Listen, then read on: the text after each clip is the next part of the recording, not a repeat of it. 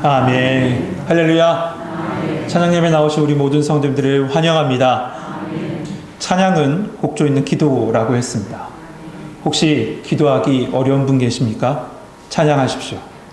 그 찬양 속에 담긴 여러분의 신앙 고백과 마음의 소원을 하나님께서 기도로 받으시고 반드시 때를 따라 응답하실 줄 믿습니다. 그러한 은혜가 여러분 이 시간에 함께하길 주님의 이름으로 축복합니다. 사도 바울은 에베소서 4장을 시작하면서 그리스도인으로서의 살아가는 삶이 어떤 것인지, 그리스도인의 삶이 무엇인지를 쭉 이야기했습니다. 특별히 교회의 하나됨과 함께 강조했던 부분 이겁니다. 옛사람을 벗어버리고 새사람을 입으라. 옛사람을 벗어버리고 새사람을 입으래요. 그러면서 6가지 그리스도인의 삶의 방식을 쭉 이야기했었죠. 여러분 무엇입니까? 하나씩 한번 살펴볼까요? 첫 번째는 거짓을 버리고 참된 것을 말하라 라고 했어요. 두 번째는 뭐였냐면 분을 내지 말고, 분을 내어도 마귀에게 틈을 주지 말라라고 했습니다. 마귀에게 틈을 주지 말라. 세 번째는 도적질하지 말라였습니다. 근데 도적질하지 말라는 이 말씀이 이렇게 끝나지 않고 가난한 이웃에게 너의 손을 펴서 영의 양식과 육의 양식을 나눠주라 라고까지 이어졌었죠. 특별히 이 부분에서요, 우리는 여기까지 짚었었는데 여러분 기억하실지 모르겠습니다. 우리에게 주신 이 복음을, 온 세상에 증거하라고 말씀하신 이 복음을 나만 소유하고 있다면 그것조차도 도적질하는 것이다. 여기까지 우리 봤었던 거 기억하시죠? 그러므로 우리에게는 복음을 전할 사명이 있는 줄 믿습니다. 네 번째는 더러운 말을 하지 말고 선한 말로 은혜를 끼치라 라고 했어요. 그리고 다섯 번째는 바로 하나님의 성령을 근심케 하지 말라라고 했고, 마지막은 6번째는 서로 용서하라 였습니다. 서로 용서하라. 이렇게 구체적으로 그리스도인의 삶의 방식을 이야기한 사도 바울은 5장에 딱 들어가면서 그러므로 라는 단어로 시작합니다.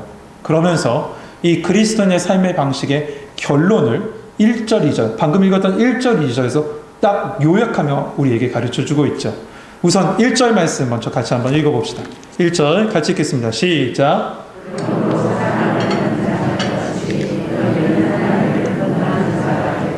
아멘. 그리스도인의 삶을 요약하면 첫 번째는, 두 가지가 있는데 첫 번째는 뭐냐? 하나님을 본받는 자가 되라요. 우리 같이 고백합시다. 하나님을 본받는 자가 됩시다. 아멘. 그런데 여러분 이렇게 말씀드렸습니다. 하나님을 본받는 자가 됩시다. 이렇게 말씀드리면 이토록 강박한 세상 가운데 연약한 우리가 과연 하나님을 본받을 수가 있을까? 이런 의문이 우리 마음속에서 일어납니다. 지금까지도 바울은 끊임없이 아까 전에 말씀드린 대로 너 옛사람을 벗어버리고 새사람을 입으라고 그리스도인들에게 끝까지 얘기했습니다. 그만큼 그리스도인들이 변하지 않았다는 겁니다. 그런데 거기 한 걸음 더 나아가서 이제는 뭐라고 얘기합니까? 하나님을 본받는 자가 되래요. 이게 우리가 가능할까요? 이 약한 사람이 옛사람에 매일 묶여 살아가는 우리가 정말 이것이 가능할까요? 하나님을 본받는 삶 말이에요. 근데 성도 여러분, 성경은 덮어놓고 우리 보러 하나님을 본받는 자가 돼! 라고 이렇게 억압하지 않으세요. 대신에 왜 우리가 하나님을 본받아야 하는지를 가르쳐 주십니다. 그것이 무엇이냐면 바로 너는 하나님의 자녀이기 때문이다 라고 하고 있어요. 너는 하나님의 자녀이기 때문에 너는 하나님 본받는 자가 돼야 돼. 이렇게 말씀하고 있는 거죠. 최근에 뉴스 보니까 이 북한의 김정은이요. 오늘 북한 얘기 참 많이 하네요. 김일성도 등장했고 김정일도 등장했고 김정은까지 오늘 등장합니다. 그리고 그 딸까지 지금 등장할 겁니다. 예, 김정은의 딸이 이 매스컴에 나왔는데 이 매스컴에 세우면서 후계자 수업을 하는 모습이 뉴스에 나왔죠. 사진을 보니까 정말 아빠랑 똑같이 생겼고 똑같이 행동하더라고요. 네, 세상의 독재자의 자녀도요. 아버지 따라서 말투도 모습도 심지어 제스처까지 따라 살아가는데 우리는 누구의 자녀라고요? 맞습니다. 하나님의 자녀예요. 그 자녀는 하나님 따라 살아가는 것이 맞습니다. 여러분 우리는 원래 어떤 존재였습니까? 에베소서 2장에 보면 이렇게 얘기합니다. 허물과 죄로 죽었던 자였더라고요. 또한 공중권세 잡은 자로부터 그를 따라다녔던 불순종의 자녀였다라고 하고 그리고 본질상 진노의 자녀였대요. 그랬던 우리를 에베소서 1장 7절이죠. 그리스도 안에서 그 은혜의 풍성함을 따라 그의 피로 말미암아 속량 곧 죄사함을 받게 해주셨어요. 그리고 2장 5절입니다. 그리스도와 함께 우리를 살리셨고 은혜로 구원을 받게 하셨습니다. 그뿐이 아니에요. 2장 19절로 넘어가면 이제부터 너희는 외인이 아니다. 너희는 나그네가 아니다. 오직 성도들과 동일한 시민이요 하나님의 권속이라고 얘기해요. 그리고 오늘 본문에서는 우리에게 더 큰 은혜에 말씀하십니다. 뭐라고 말씀하십니까? 우리는 그냥 자녀가 아니라 하나님의 사랑을 입은 자녀다라고 얘기하세요. 하나님의 사랑을 입은 자녀예요. 우리의 신분과 위치를 지금 깨닫게 해주신 거예요. 그렇습니다, 여러분. 하나님의 사랑을 우리는 받고 입은 하나님의 자녀인 줄 믿습니다. 이걸 기억하세요. 이걸 잊어버리니까 매일 흔들리고 매일 쓰러지는 거예요. 우리가 그리스도인으로 살아감에 있어서 하나님을 본받으며 살아갈 때 이유는 뭐냐? 바로 우리는 이런 사람이라는 거예요. 어떤 사람? 이런 사랑을 받은 사람이고 또한 우리는 이런 지위와 이런 신분을 받은 자이기 때문에 우리는 하나님을 본받아 살아갈 수 있다는 거죠. 그래서 로마서 8장 17절 말씀에 보면 이렇게까지 얘기합니다. 자녀이면 후사 곧 하나님의 후사니 우리가 그와 함께 영광을 받으리라. 여러분, 이 후사란 말이 무슨 말입니까? 후사란 말은 우리말로 좀 편하게 얘기하면 황태자란 뜻이에요. 왕의 자녀란 뜻이에요. 그리고 그 후사는 히브리서 1장 말씀에 보면 그 후사를 천사들이 섬긴다고 했어요. 여러분, 이와 같은 우리 은혜 받은 자가 바로 우리 그리스도인이라고요. 여러분, 자긍심을 가지세요. 자존감을 가지세요. 이 자존감이 없어지니까 매일 힘들잖아요. 여러분은 하나님의 자녀인 줄 믿습니다.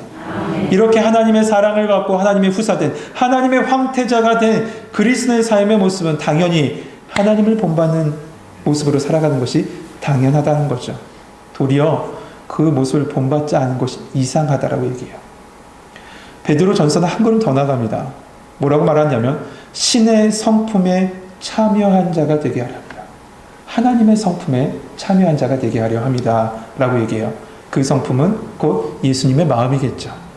이 시간에 여러분의 심령에 예수님의 마음이 덮여지길 주님의 이름을 축복합니다. 그렇다면 하나님을 본받는 모습은 어떤 모습일까요? 그 모습은 뭐냐? 그리스도인의 삶 두 번째로 말씀하는 삶인데 2절 상반절에 이렇게 말씀합니다. 그리스도께서 너희를 사랑하신 것 같이 너희도 사랑 가운데 행하라 라고 얘기해요. 하나님을 본받는 모습은 어떤 모습이냐? 같이 고백합시다. 사랑 가운데 행합니다. 그렇습니다. 사랑 가운데 행하는 자예요. 구원의 은혜, 자녀됨의 축복을 받은 사람은 내 핑계, 내 고집, 내 아집 다 내려놓고 하나님을 본받아서 사랑 가운데 행하는 것이 맞습니다. 사랑 가운데 행하지 않으면 성경 말씀 분명 우리의 모든 것이 아무것도 아닌 것이 된다고 얘기했습니다. 열심히 선교해도, 열심히 봉사해도, 열심히 전도해도, 열심히 찬양해도 말이에요. 왜냐하면 사랑 가운데 행하지 않으면 여러분 기억하세요. 모든 것이 습관이 되고 모든 것이 의무가 되고 모든 것이 내 자랑이 되기 때문에 그래요. 사랑으로 행하지 않으면 다 내 영광만 나타난다니까요. 우리가 잘 아는 말씀이죠. 고린도전서 13장 말씀에 뭐라고 얘기했습니까? 내가 사람의 방언과 천사의 말을 할지라도 사랑이 없으면 소리나는 구리와 울리는 꽹과리가 되고 내가 예언하는 능력서 모든 비밀과 모든 지식을 알고 심지어 산을 옮길 만한 그 큰 믿음이 있을지라도 사랑이 없으면 뭐래요? 아무것도 아니래요. 맞습니다. 사랑이 없으면 하나님의 사랑 가운데 행하지 않으면 아무것도 아닌 것이 됩니다. 여러분 기억하십시오. 그분이 아니라고 하면요 내가 아무리 의미 있다고 해도 아무것도 아닌 것이 돼요. 하나님이 우리의 인생에 우리의 삶의 정답이시기 때문에 그래요. 결국 말씀 우리 가운데 뭐라고 합니까? 모든 그리스도인의 삶은 사랑 가운데 행하라 라고 말씀하세요. 그런데 그 사랑은 어디서 비롯되냐면 하나님을 사랑하는 마음으로부터 비롯돼야 돼요. 하나님을 사랑하는 마음으로 비롯돼서 모든 사랑 가운데 행해야 됩니다. 하나님을 사랑하기에 선교하고 하나님을 사랑하기에 봉사하고 하나님을 사랑하기에 말씀 전하고 하나님을 사랑하기에 복음 전할 수 있어야 돼요. 여러분, 왜 우리가 애쓰면서 시간을 들여서 이렇게 신앙생활합니까? 하나님을 사랑하기 때문에 가능한 거 아니에요? 얼마 전에 지미 카터 대통령, 미국의 지미 카터 대통령이 연명 치료를 거부하고 가족들과 함께 가족과 함께 하기로 결정했다는 뉴스를 봤습니다. 여러분이 잘 아시는 대로 지미 카터 대통령은요, 50년 동안 주일학교 교사로 섬겼던 사람이에요. 심지어 대통령 재임 기간에도 변함없이 교회에 와서 주일학교 교사로 섬겼습니다. 그리고 평생 주일 성서를 쭉 했는데, 지지난주였어요. 제가 그 기사를 본 게 지지난주였으니까, 지지난주에 몸이 아파서 못 가서 주일 성서를 처음 못했대요. 그때가 처음이래요. 여러분, 그렇다면 그는 어떻게 이렇게 헌신하고 믿음으로 살아갈 수 있었을까요? 단 한 가지밖에 없어요. 주님 사랑하기 때문에. 주님 사랑하기 때문에. 맞습니다. 주님 사랑하기 때문에 봉사하는 거예요. 주님 사랑하기 때문에 섬기는 겁니다. 주님 사랑하기 때문에 인내할 수 있는 거고, 주님 사랑하기 때문에 품어낼 수 있고 전도할 수 있는 거예요. 다른 이유 없어요. 대체해서도 안 돼요. 다른 것으로 대체해서도 안 돼요. 오직 우리는 주님 사랑하는 그 사랑에 집중해야 될 줄 믿습니다. 그런데 그 사랑의 우선은 먼저 무엇이냐? 하나님이 나를 사랑하셨다는 겁니다. 나를 사랑하셨다는 거예요. 하나님은 아무런 조건 없이 우리를 사랑해 주셨어요. 오늘 난 예배 때도 말씀하셨죠.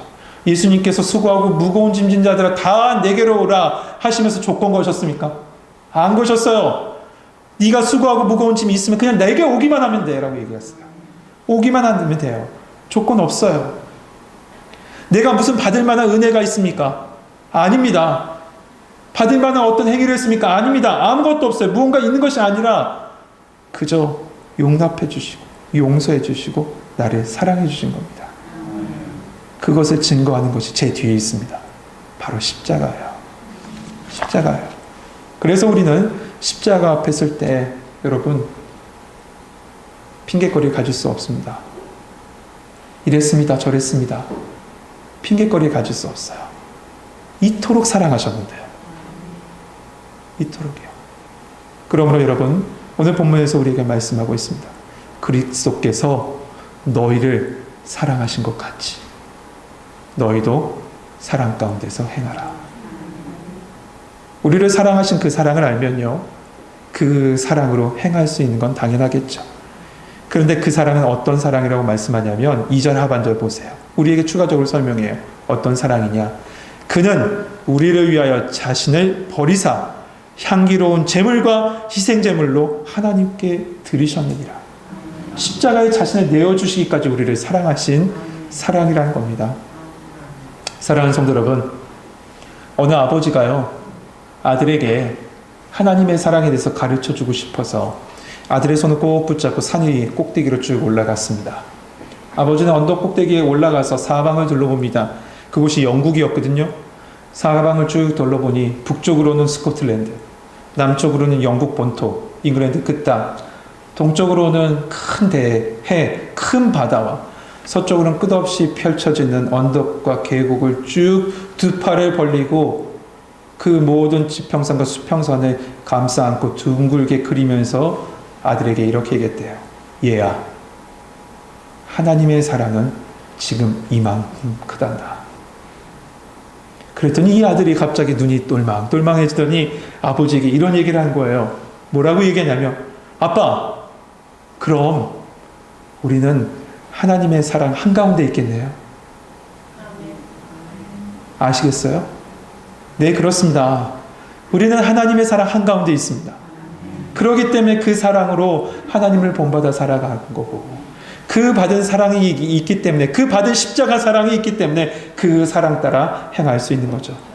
여러분, 그 십자가 사랑이 여러분 가운데 있음을 믿으시고, 그 사랑 가운데 있음을 믿으시고, 그 사랑을 따라 삶의 현장에서 주님의 사랑을 흘려보낼 수 있는 여러분의 가족들에게, 여러분의 자녀들에게, 여러분의 삶의 터전에서 그 사랑을 흘려보낼 수 있는 우리 성도들 되시길 주님의 이름으로 축복합니다. 우리